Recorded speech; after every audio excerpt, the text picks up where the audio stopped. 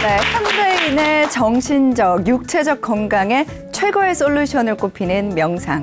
그 원리는 어떨까요? 오늘 이 원리에 대해서 잘 설명해 주실 분을 모셨습니다. 강도영 박사님 무대 위로 모시겠습니다. 큰 박수 부탁드립니다.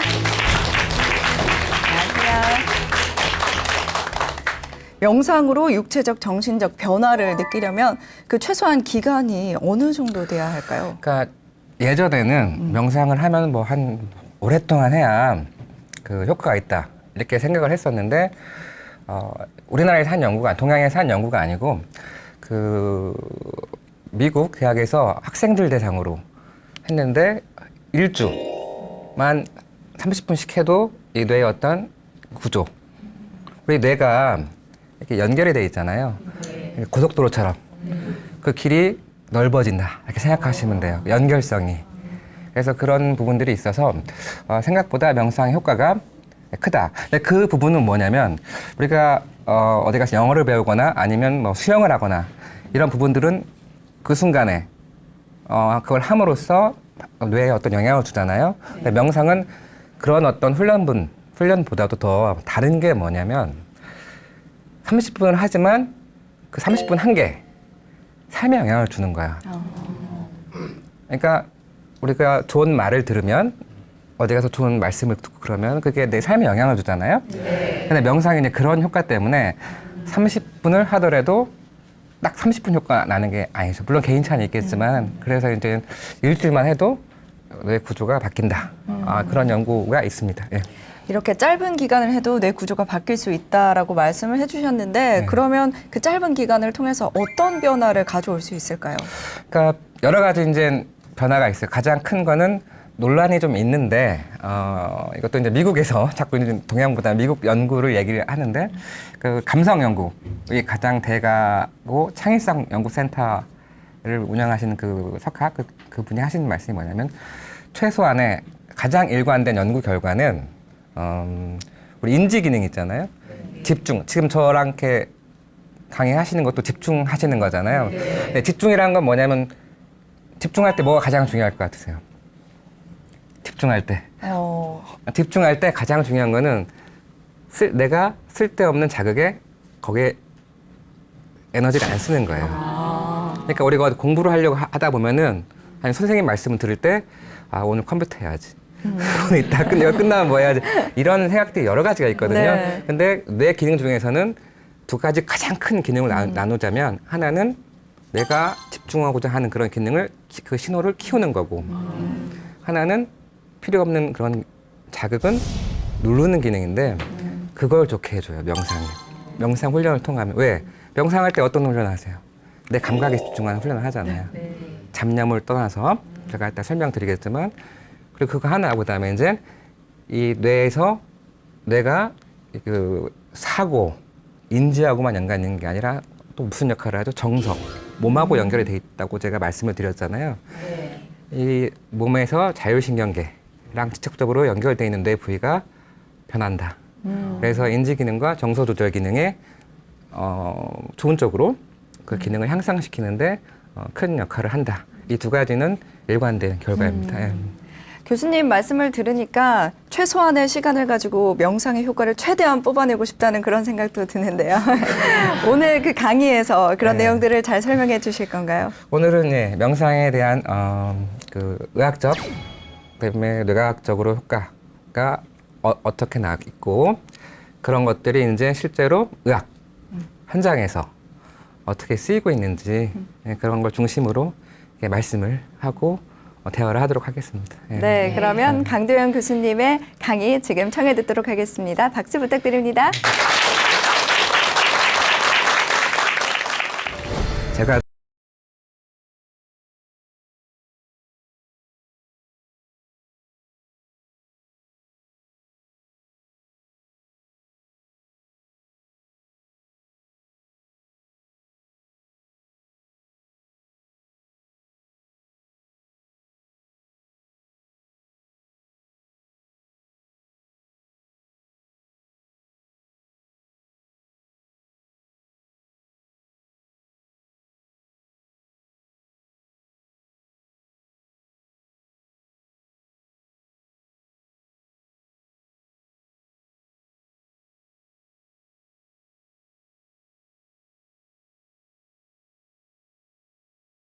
했을 때보다 내가 자율성, 그걸 좀 조절하는 능력을 좀 증가시키는데 좀 그 효과가 있다.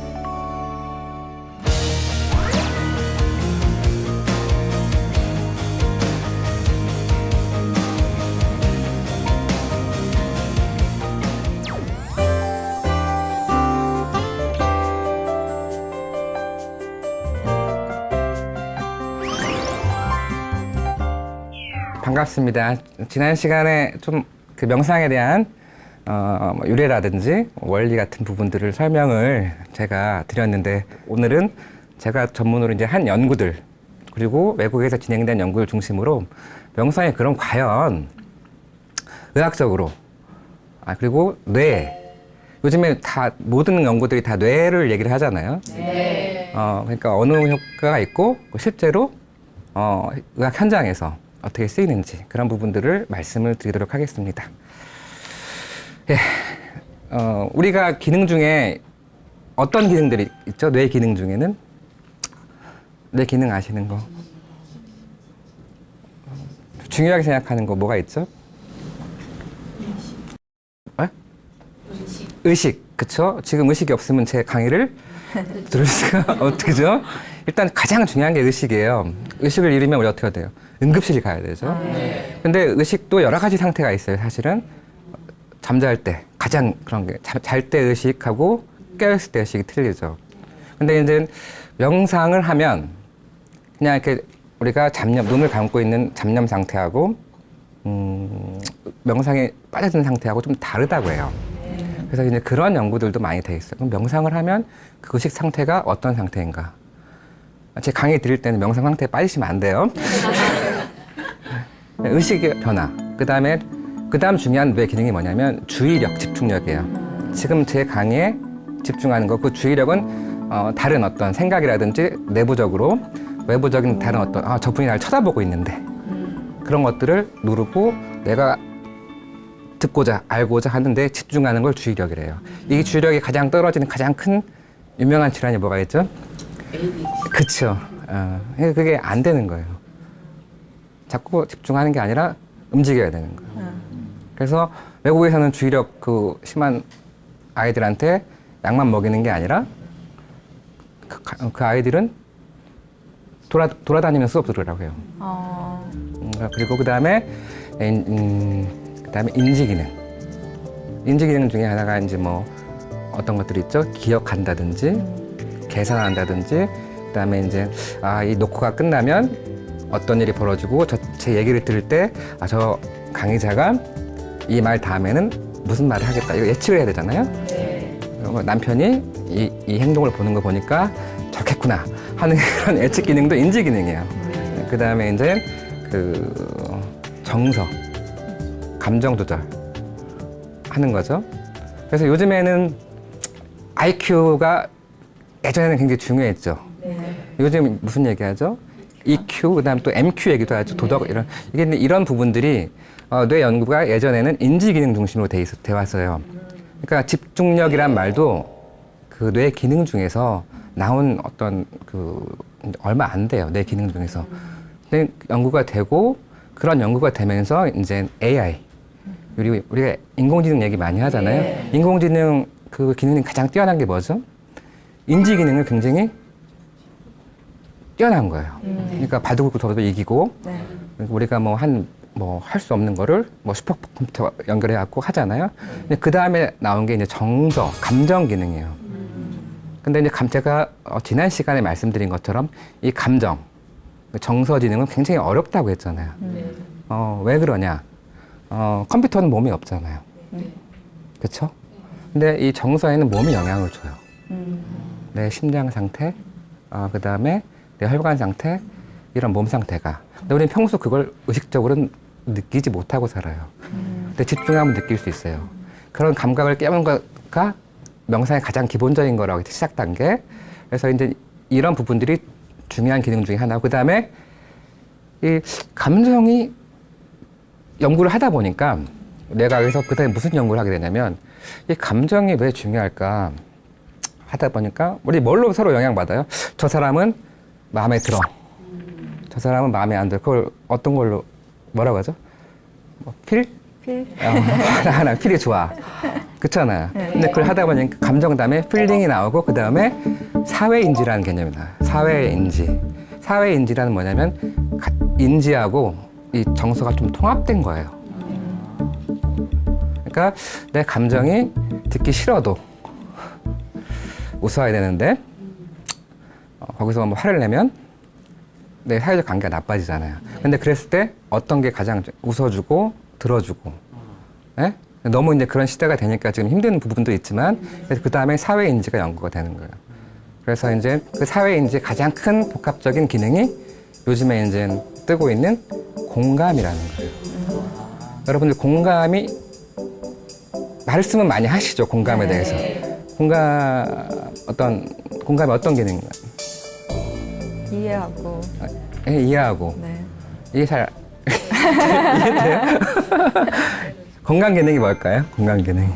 같이 아파하고 같이 슬퍼하고. 같이 슬퍼, 그렇죠. 네, 좋아해.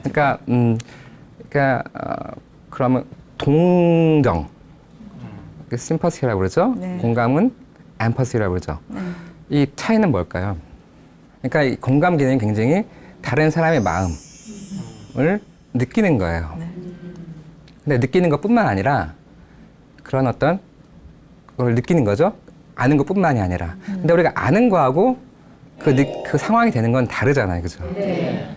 근데 그것까지 되는 거거든요. 그래서 그걸 공감 기능이라고 해요. 내가 저 상황이 되면 어떤 마음일까? 그래서 요즘에 막 이슈가 되는 뭐 사건들 많이 있잖아요. 뭐 사이코패스 얘기가 나오고 하는데 사이코패스가 뭐 공감 기능이 뭐 이런 얘기를 하는데 사이코패스들은 다른 사람 마음을 잘 읽어요. 근데 그걸 느끼진 못해요.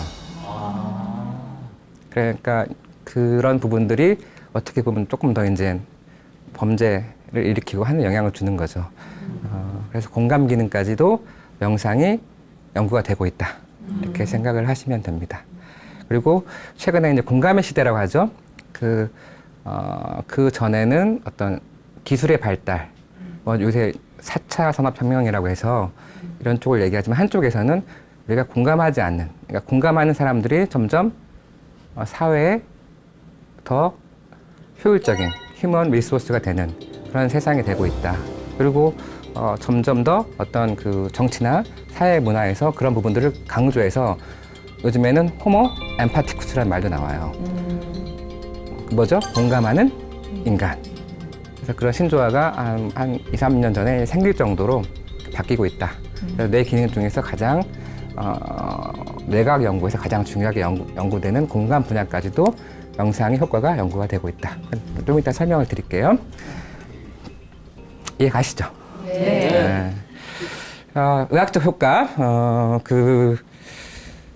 여러분들 가장 하는 게 이제 지금 제 나이나 아니면 저희 부모님 나이 때 신경 쓰이는 게 고혈압, 그 다음에 고지혈증, 당뇨, 그죠? 그 세 가지, 그 다음에 나이 더 드시면 좀 많이 고민하시는 게 치매보다 더 무서운 게 뇌졸중이에요, 사실은. 치매도 여러 가지 종류가 있지만 가장 요즘 얘기 많이 하는 국가 치매 책임제 하지만 가장 많이 알츠하이머 치매는 서서히 진행돼요.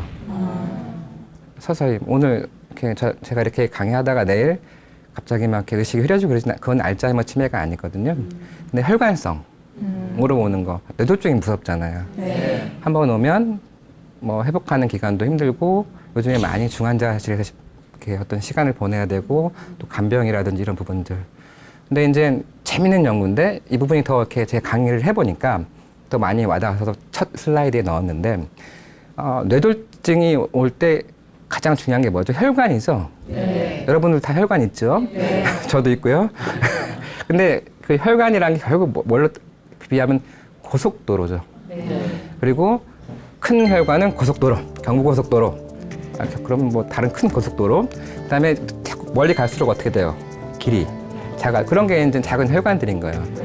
근데 그 길이 넓은 상태로 유지하고 차를 혈류라고 한다면 길이 큰 문제가 없고 그 옆에 있는 벽도 잘 돼 있고 그러면 사고가 안 나겠죠. 근데 이제 시간이 지나고 먹는 거라든지 생활 습관 이런 것 때문에 옆에 뭐가 쌓이죠? 누가 막 이렇게 음식도 버리고 뭐 차도 세워놓고 이렇게 해놓으면 차가 다닐 때 어떨 것 같아요? 불편하죠. 그죠? 그리고 또 뭐 혈압이 높으면 차가 어떻게 가는 거예요? 과속하는 거예요. 예, 그런 부분들이 이제 나중에 뭐 당뇨나 뭐 고지혈증, 고혈압 이런 것들이 뇌졸중하고 연관이 되는데 명상을 하게 되면 그 길에 어떤 끼는 불순물, 아까 말한 쓰레기 이런 부분들이 좀 없어진다는 거예요. 그래서 뇌졸중을 막아주는 효과가 있다. 그러니까 그 부분은 결국 뭐냐면은 우리가 물론 인지나 몸에도 영향을 줄 자율신경계나 몸에도 영향을 줄 수 있지만 생각보다 우리 혈관도 감정에 반응한다는 거예요. 우리가 식사를 하면 배설을 해야 되죠. 물리적으로 음식을 먹으면 감정적으로 그럼 느낀 것도 어떻게 해야 될까요? 배출을 해요. 그죠? 화나면 어떻게 화를 내요. 화내요? 근데 이제 화를 내면 누구의 상대방에 따라 다르잖아요. 그러니까 상대방에 따라서 화를 잘못 내면 더 내 인생이 힘들어지고 그렇잖아요. 근데 그 명상이 그런 감정적인 어떤 배설? 적절한 단어일지 모르겠지만 그 부분을 잘 비워주는 효과가 있다는 거예요. 그게 결국은 뭐냐면 이런 혈관에 또 영향을 준다는 거. 그래서 뇌졸중이 이온 감소로 이어진다는 논문이 신경과에서 저거는 발표하는 거예요. 그러니까 여러분들이 명상을 하게 되면은 조금 더 길게 아까 치매, 알츠하이머도 말씀하시지만 그 부분도 연구가 돼서 나와요. 예. 그 다음에 나온 게 이제 통증이에요. 제가 통증 전문가라고 말씀을 드렸고 이 몸과 마음이 가장 연결되는 부분이 통증이라고 했는데 제가 명상 연구도 하면서 통증 연구를 같이 했거든요. 과연 몸이 많이 아프면 뇌가 어떻게 될까? 몸이 아픈데 그러면 몸이 아픈데 뇌 얘기를 하면 조금 이렇게 통증 환자분들도 이상하게 생각을 해요. 근데 제가 지난 시간에 말씀을 드렸잖아요. 몸과 뇌, 몸과 마음은 같이 움직인다고. 여러분들 변비가 오래돼도 뇌가 변해요. 진짜예요. 연구 결과에 발표돼 있어요. 그러니까 근데 이제 통증이 있는 경우에 연구를 해보니까 제가 같이 연구를 한다고 했잖아요. 근데 통증이 오래됐을 때 뇌에서 조금 기능이 약해지고 뇌 구조가 작아지고 이런 뇌 부위랑 명상을 할 때 좋아지는 부위랑 굉장히 일치해요. 그게 뭐냐면 뭐 명상이 통증에만 스페시픽하게 효과가 있다는 게 아니라 이게 몸과 마음을 연결하는 길이 있다는 거예요. 그러니까 통증은 그 길을 계속 올라가서 어떻게 하는 거예요? 막 때리는 거죠. 힘들게 하는 거, 뇌를 참아야 되고 그런데 근데 명상은 그걸 조금 쉬게 해주고 자꾸 이제 길을 닦는 거잖아요.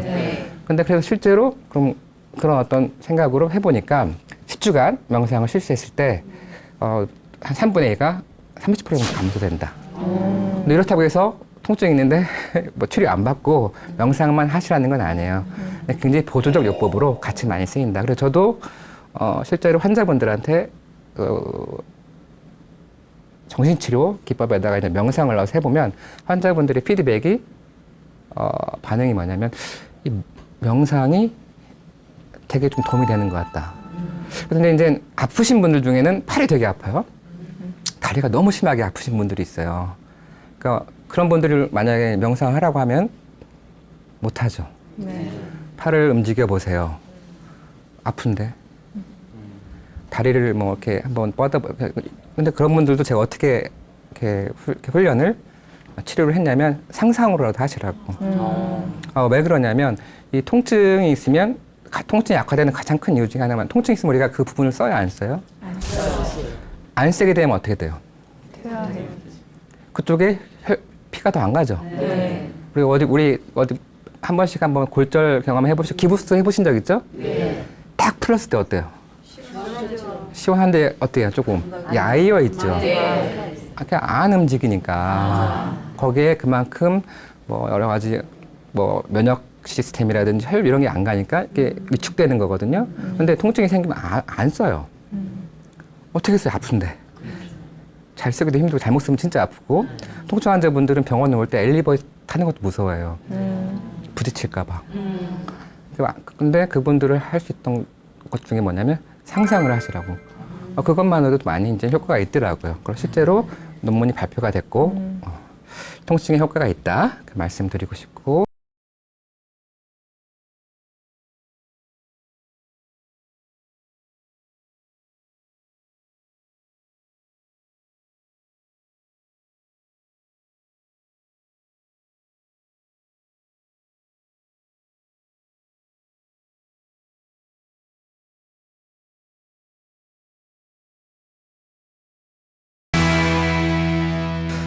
제가 말씀드리고 싶은 게 정신과 하면은 조금 다 일반적으로 겪는 거라고 생각을 하세요. 우울해 보신 적 있죠? 네. 우울증 걸려 보신 적 있어요? 그럼 우울하고 우울증하고는 어떻게 다르요? 다르거든요. 그래서 우울증이나 불안 장애로 고생하시는 그 환자분들이 힘든 게 뭐냐면 우울해. 근데 자기 친한 가족이나 누구한테 얘기하면 야 살면서 한 번도 우울해 본 사람 누가 있냐? 왜 병원 가냐? 그것도 못 참냐? 이게 굉장히 상처가 되거든요. 그래서 우울증이라는 어떤 병의 진단과 우리가 일반적으로 평소에 느끼는 우울감, 불안감은 다른 거예요.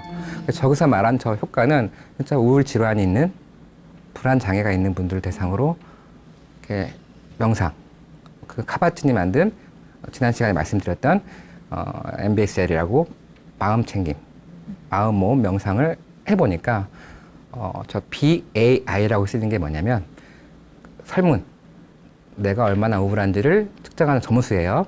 저 표를 보면 감소되잖아요. 그러고 나서 그 쭉 밑에 유지가 되잖아요. 이런 효과가 발표되기도 했어요. 그래서 우울증에도 효과가 있다.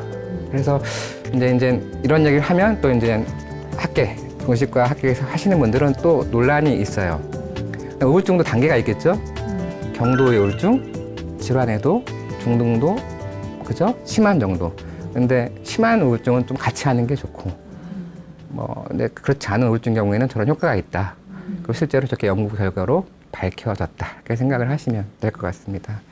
그러면 이런 부분들이 도대체 그러면 뇌에서 어떤 것 때문에 그럴까 한 건데, 저건 제가 한 연구인데요. 정신과 약 하면은 무슨 약인 것 같으세요? 정신과 약. 신경 안정. 신경이 안정돼? 또요? 수면제. 네, 정신과 약 하면 신경 안정제하고 수면제만 생각을 하시고 먹으면 큰일 나고 중독되고 이렇게 생각 또 뭐가 있죠? 신경 안정제든 수면제 또 아시는 정신과 약 먹어야죠. 정신과에 처방한 약은 그렇게 많지가 않아요, 사실은. 그러면 항우울제도 있죠, 항불안제도 있고, 여러 가지가 있는데, 그러면 정신과 약들은 신경 안정제라고 말씀을 하셨잖아요. 그죠? 그럼 신경을 어떻게 안정시킬까요? 그 약이 들어가면? 우울한 감각을 좀 없애주고. 그러니까 그걸 어떻게 없애줄까요? 잠을 어떻게 재울까요? 다 뇌에 신경 전달 물질에 영향을 주는 거예요. 그러니까 그 신경 전달 물질 중에 우리 뇌가 정상적으로 우리가 잠을 자고 신경이 각성될 때가 있고 이완될 때가 있잖아요. 우리도 꼭 그 질환이 아니더라도. 그러면 우리가 깨어있을 때, 깨어있으려고 그래요. 그리고 아니면 조금 자려고 할 때, 뇌 상태 그때도 정상적으로 어떻게 있어요? 변하죠. 그때 분비되는, 그때 작용하는 신경 전달 물질들이 다 기능들이 있다고요. 우리가 걸을 때 발을 사용하고, 손가락 어떻게 사용하고, 이런 것처럼 뇌에도 우리가 아까 말씀드린 뇌 여러 가지 기능들에 관련 있는 신경 전달 물질이 있는 거예요. 근데 그거를 이용해서, 그거를 보충해 주거나 그 기전을 이용해 쓰는 게 정신과 약이에요, 사실은. 그러니까 항우울제, 신경 안정제, 수면제 하지만 조금 더 정확히 말하면 어떤 신경 전달 물질을 높여주고 어떤 신경 전달 물질을 낮춰주고 이게 정신과 약들인 거예요, 사실은. 그 기능과 관계된. 근데 명상이 그 신경 전달 물질이 변화에도 영향을 준다는 거예요. 그래서 이제 조금 정리를 하면 여러분 정신과 질환 요즘에 막 이슈가 됐었잖아요. 조현병 이렇게 했는데 너무 조금 어떻게 보면 과도하게 얘기한 부분들이 있고 우리가 제가 몸과 마음을 말씀을 드렸는데 정신과도 마찬가지죠. 굉장히 정신질환도 유전적인 영향이 되게 많아요. 모든 질환들이 되게 보면. 그러니까 정신질환이 유전적이라 하면은 조금 이렇게, 싫어하시는 분들이 있는데, 우리가 다 살면서 성격이나 기질을 누구 닮아요? 그런 것처럼 이런 뇌의 기능이기 때문에 뇌의 어떤 성격이나 기질을 결정하는 건 뇌의 어떤 이렇게 단순히 말하면 좀 그렇지만 뇌의 어떤 연결성 패턴이거든요. 뇌의 특징이거든요. 그잖아요. 그 뇌가 어디서 나왔겠어요? 영향을 받지만 특히 제일 영향 많이 받는 사람이 부모님이죠. 그 다음에 나와서 환경에서 영향을 주는 거죠. 결국은 뭐냐면 우리 뇌의 어떤 패턴, 습관, 습성 이런 것들은 타고난 유전적인 부분하고 살면서 어떤 걸 겪느냐. 스트레스는 좋은 스트레스도 있는 거예요. 그러니까 제 강의 듣는 게 좋은 스트레스가 될 수도 있는 거고 안 좋은 스트레스가 될 수 있는 거 그런 것처럼. 그죠? 근데 이게 결국은 이게 상호작용을 해서 뇌 구조와 기능이 변화하는 건데 그래서 이제 뭐 불안하거나 저 변화가 생기면 불안물이 생기는 거예요. 그러면 한번 생기면 계속 그렇게 돼야 되느냐? 그렇지가 않아요. 예전에는 뇌는 한번 정해지면 안 바뀐다고 했어요. 근데 지금 바뀌었죠? 그걸 뭐라 하죠? 변하는 거를. 가소성이라고 그래요. 영어로 말하면 플라스티시티. 그래서 우리가 뭘 연습하고 교육을 하고 이런 부분들은 그 뇌의 어떤 가소성을 바꾸는 거예요. 타고난 부분 플러스 환경적으로 할 수 있는 건. 그 약도 어떻게 보면 뇌에 관련된 약들도 쓰는 거는 그런 부분에 영향을 주는 거예요. 신경전달 물질이니까. 그래서 가장 쉬운 예로 영어 같은 걸 했을 때, 어렸을 때 영어를 배운 사람하고 좀 나중에 늦게 배운 사람하고 영어 유창성, 능력은 비슷하게 보여도 그 뇌에서 관련된 뇌 부위는 좀 다르게 바뀌어요. 변화가.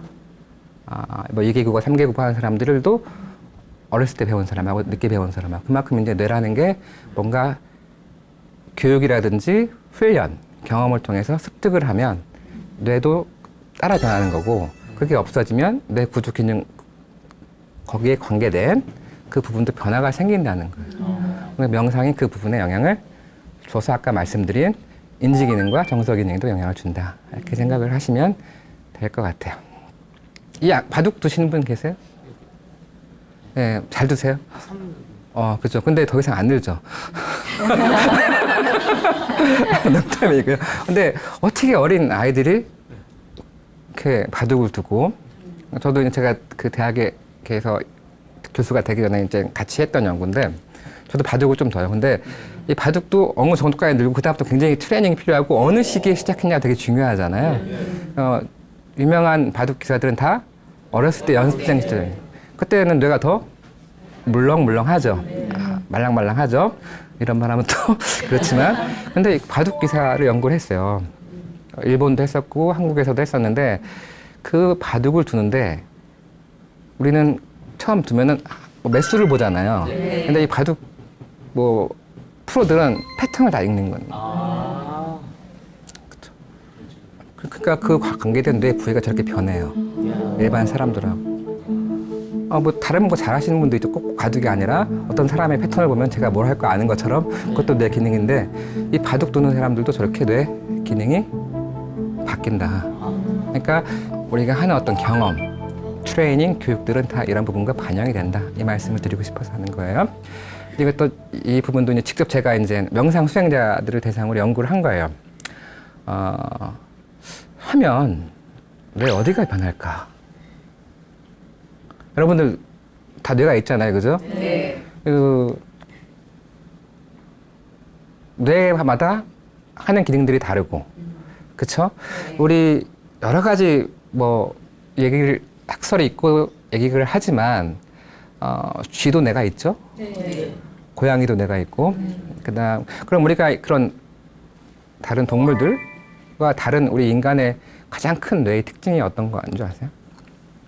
뇌 부위 중에서 혹시 전두엽? 맞아요.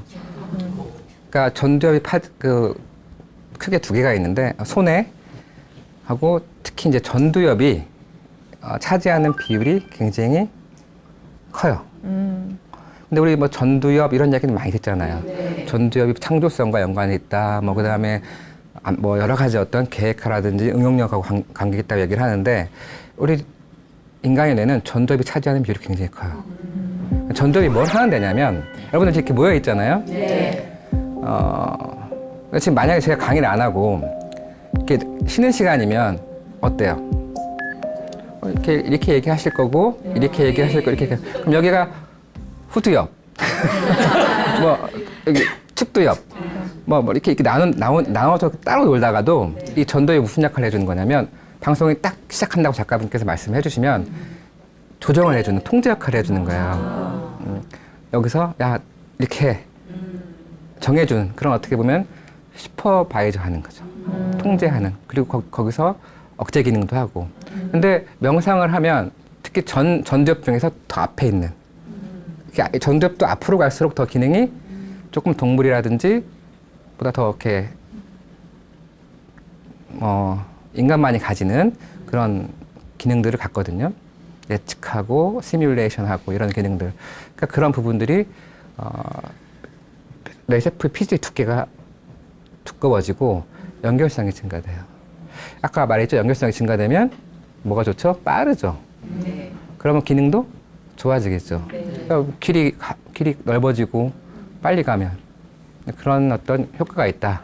그리고 저거는 일관되게 어떤 명상이냐 상관없이 일관되게 보고되고 있는 결과다. 이렇게 말씀을 드리고 싶어요. 그러니까 명상을 하면 단순히 마음이 편하다 이런 게 아니고 뇌 구조와 기능이 변하고 특히 전두엽과 관계가 있다 하는 부분이에요.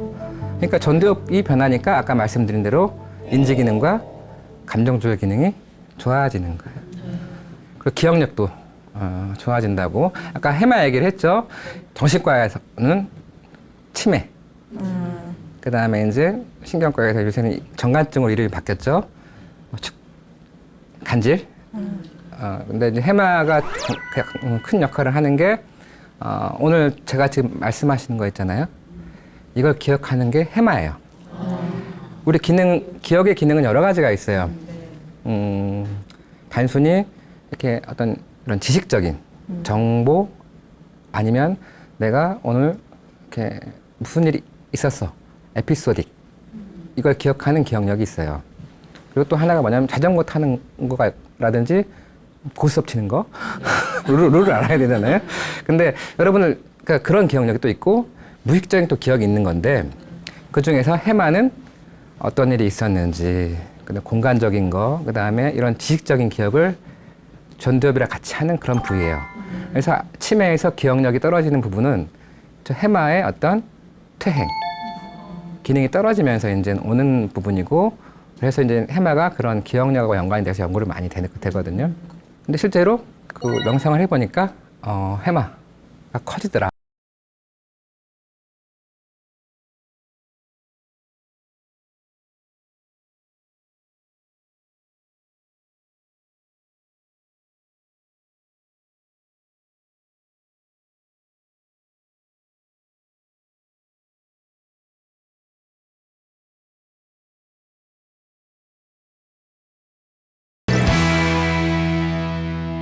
명상을 할 때 많이 여쭤보세요. 그냥 쉬는 거하고 명상이 차이가 있냐?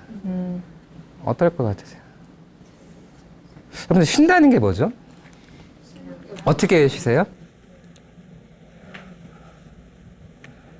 음악 들으면서 어떻게 쉬세요? 지금 쉬고 있어요? 근데 요즘에 쉬기가 사실 되게 힘들어요. 아니, 쉰다 하면 차라리 편하죠. 우리가 쉰다 하면 뭐 어떤 걸 생각하냐면 육체만 쉬면 쉬는 줄 알아요. 네. 그렇지 않죠. 여러분 텔레비 보는 거 쉬는 것 같아요? 아니죠. 잘 때도 어떤 사람은 그 잠이 나의 걸 회복시켜주는 리프레시해주고 하는 그런 수면도 있지만 안 그런 경우도 있거든요. 네. 그러면 뇌가 쉰다는 건 뭘까요? 뇌가.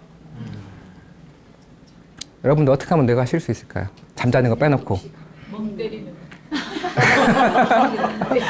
멍 때리는 거. 잠잘 때도 내가 쉬고 있지 않지만 그 단순히 쉰다는 건 뭐냐면 그냥 육체적으로 아니면 잡념에 빠져 있는 그렇잖아요. 떠오르는 거. 그리고 생각보다 지난 시간에 말씀드렸지만 우리가 잘 못 쉬어요. 왜? 뭐 일하거나 아니면 다른 자극에. 그죠? 그리고 조용한 걸 힘들어요. 그렇지 않아요? 그래서 명상하고는 틀린 상태. 명상은 어떻게 보면 지난 시간에 말씀드렸죠. 이완된 각성 상태라. 굉장히 이완되어 있는데 하나에 딱 이렇게 편하겠죠. 그래서 단순히 우리가 쉬는 상태, 좀 이완된 이런 상태하고 좀 다르다.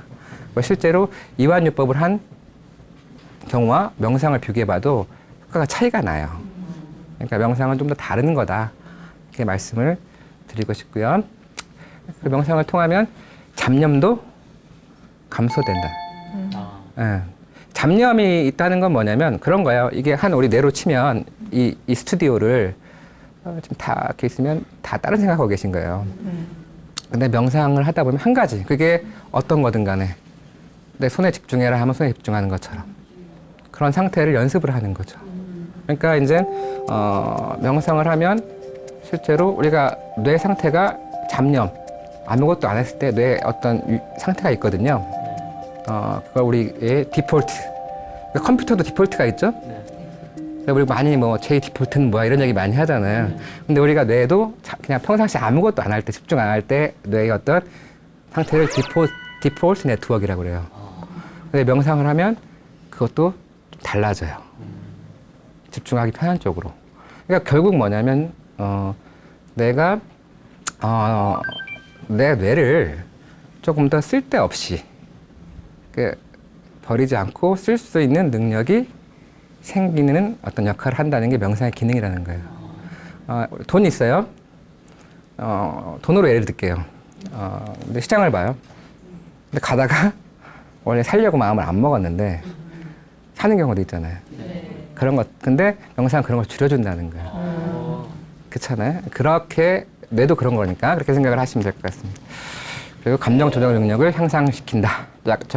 제가 말씀드린 것처럼 우리 뇌를 보면 이 전두엽대 앞쪽이잖아요. 위로 갈수록 인공지능 관계된 그런 뇌 부위고 인공지능이 모듈 시뮬레이션하는 밑으로 갈수록 몸하고 연결되고 자율신경계하고 연결되기 때문에 감정 조절하는 기능을 합니다. 연결성이 증가해요. 증가되는 건 뭐냐면 연상 수련자의 경우에는 조절을 잘하는 거예요. 웃을 수 있고 금방 또 어떤 안 좋은 감정 상태에서 벗어날 수 있고. 우리 뇌가 이렇게 우방구, 자방구가 있죠? 그래서 우방구가 뛰어나는 사람, 뭐 자방구가 뛰어나는 사람, 그쵸? 자방구는 뭐 어떻게 보면 뭐 언어라든지 뭐 사고하는 거, 그리고 우방구는 뭐 음악이라든지 뭐 이런 부분 하는데 이게 연결성이 중요하잖아요. 근데 이 연결성도 증가시켜준다 하는 연구 결과들이 나오고 있어요. 그만큼 명상을 한다는 것 자체에서 변화가 있다면 거기에 따르는 뇌의 변화도 따르고 여러 가지 최근에 관심 있는 인지기능이라든지 감정 조절 능력과 관련된 기능들의 변화가 온다. 거기에 관련된 뇌 기능과 구조의 변화가 온다. 실제로 뇌를 명상을 할 때 집중을 하면 혈류 상태도 변한다는 거예요. 그러니까 우리가 지난 시간에 자율신경계 얘기를 했죠. 뭐 내 심장에 대한 부분, 그 다음에 박동수 같은 거, 아니면 내 손의 온도 집중하면 이런 걸 변화시킬 수 있듯이 명상이 조금 더 이렇게 노력을 하고 익숙해지면 뇌 내의 어떤 상태도 조금 안 했을 때보다 내가 자율성, 그걸 좀 조절하는 능력을 조금 증가시키는데 좀 그 효과가 있다. 이렇게 생각을 하시면 될 것 같아요. 우리가 뇌를 쓰는 데 있어가지고 뇌에 영향을 받고 그냥 뇌가 하라는 대로 할 거냐, 아니면 조금 내 상태가 어떻더라도 그걸 좀 내가 조정할 수 있느냐, 이런 차이인 거죠. 네, 그리고 뇌파도 변한다 하는 말씀을 드리고 싶고요. 정리를 하면 여러 가지 이제 그 질환, 예전에는 명상하니까 명상하면 우리가 몸만 생각을 했어요. 몸이 좋아지는 거다. 그래갖고 뭐 자율신경계 쪽만 하고 뭐 교감신경이 어떻고 이렇게 했었는데 최근에 뇌과학이 발전하면서 명상도 뇌 기능에 대해 집중을 한 거예요. 근데 결국 우리는 뇌는 생각만 하는 곳이라고 생각하는데 뇌는 그렇지 않다. 뇌 기능은 여러 기능이 있는 거고, 그중에서 특히 감정, 인지 여러 가지 기능들이 있는데 명상을 하게 되면 그 뇌의 기능과 구조, 특히 감정 조절함과 인지 기능 하는 역할을 하게 되고 그런 부분들의 효과가 연구 결과로 보고되고 있고 실제로 현장에서 쓰이고 있다. 이렇게 정리를 하면 될 것 같아요.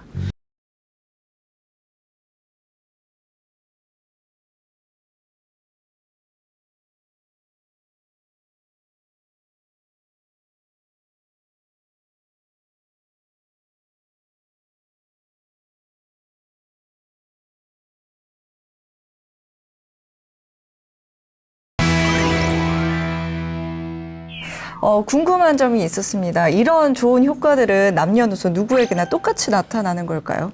남녀노소. 예. 조금 차이가 있을 수 있죠.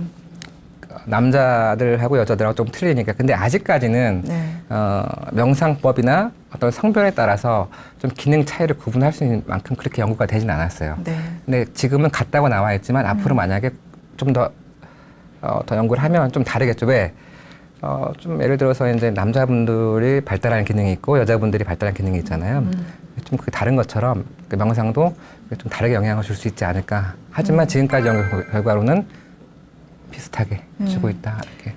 그럼 이런 차이는 또 명상법에 따라서도 좀 달라질 것 같기도 한데요. 네, 그게 이제 최근 명상 연구의 이슈예요. 명상이 여러 가지 종류가 있거든요. 근데 쉽게 말하면 좀 집중을 강조하는 명상법이 있어요. 또 하나는 좀 이렇게 한번 내 머릿속에서 제 3자로 내 진짜 생각이 어떤 거가 떠오르는지 바라보게 하는 그것마다 조금씩 다른데 그래서 아마 조금 아직까지는 명상법이 조금 달라도 효과는 비슷하다고 하지만 집중을 강조하는 그 명상법이 있고 조금 더 감정을 이렇게 지켜보는 감정법이 있다 보니까 집중력도 좋아지고 감정 조절 기능도 좋아지는 이렇게 연구 결과가 나오는 것 같은데 그 부분은 굉장히 좀 앞으로 이슈인 거죠. 네. 그래서 앞으로 이제 교수님의 어깨가 더 무거울 것 같은데요. 앞으로 열린 사고와 연구로 이제 명상에 대한 진실을 제대로 밝혀주시기 바랍니다. 고맙습니다. 네, 오늘 말씀 고맙습니다. 고맙습니다.